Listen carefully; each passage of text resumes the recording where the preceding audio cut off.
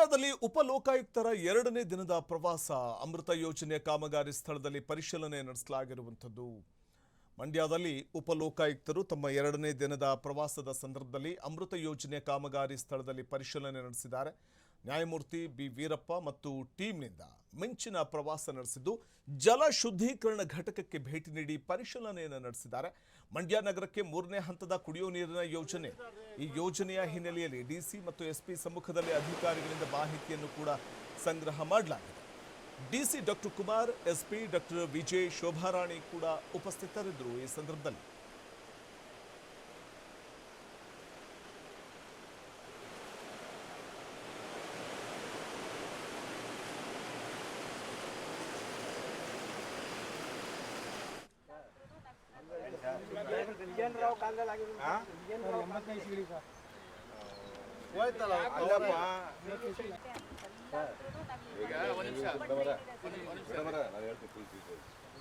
Sir ಈ ಕಟ್ಟೆಗೆ ಹೋಗ್ಬೇಕಾದ್ರೆ sir ಇಲ್ಲಿದೆ ಸರ್ ಇಲ್ಲಿಲ್ಲ ಬಂದಿದ್ದು 60 ಅಡಿ ರೋಡ್ ಇವಾಗ ಆರಾಮಾಗಿ ಹಳ್ಳ ಇದೆ ಅಲ್ಲಿ. ಇಲ್ಲೊಂದು ಹಳ್ಳ ಇತ್ತು ಸರ್ ಇಲ್ಲಿ ಚೆಕ್ ಮಾಡಮ್ಮ. ಅಲ್ಲ ಇಲ್ಲೊಂದು ಕಟ್ಟೆ ಇದೆ ಇಲ್ಲಿ ಇಲ್ಲಿಗೂ ಹೋಯ್ತಿದ್ ಮೊದಲು.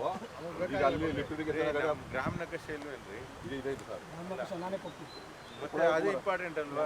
ತೋರಿಸಿದ್ರೆ ಅಲ್ಲೇ ನಮ್ಗೆ ಗೊತ್ತಾಗುತ್ತೆ. ನೀರು ಹೋಗಿಲ್ಲ ಹಳ್ಳ ಇದ್ರೆ ಇಲ್ಲಿ ತಗೊಂಡು ಹೋಗಮ್ಮ. ಹಂಗೆ ಅಲ್ಲ ಇಲ್ಲಿ ಬೇಕಾದ್ರೆ ಯಾರೋ ಒಪ್ಪಿಸ್ಬಿಟ್ಟು ಒಪ್ಸ್ಕೊಡ್ರಿ. ಪಬ್ಲಿಕ್ ಪರ್ಪಸ್ ಅಲ್ವಾ? ಇಲ್ಲೆಲ್ಲ 40-60 ಸೈಟ್ ಮಾಡಿದಾರೆ ಸರ್ ಇಲ್ಲಿ. ಅವರು 40-60 ಅಂತ ಹೇಳಿದ್ರು. 3 ಅಡಿ ಬಿಡ್ಬೇಕಲ್ಲಮ್ಮ. ನಮಗೆ ಈಸಿ ಅಂದ್ರೆ ಇದೇನೆ. ಹೌದೌದು.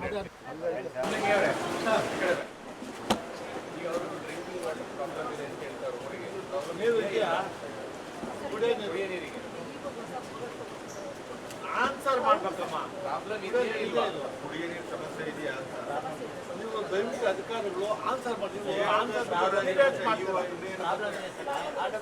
ಕುಡಿಯೋ ನೀರು ಪ್ರಾಬ್ಲಮ್ ಇದೆ ಅವ್ರವ್ರಿಗೆ.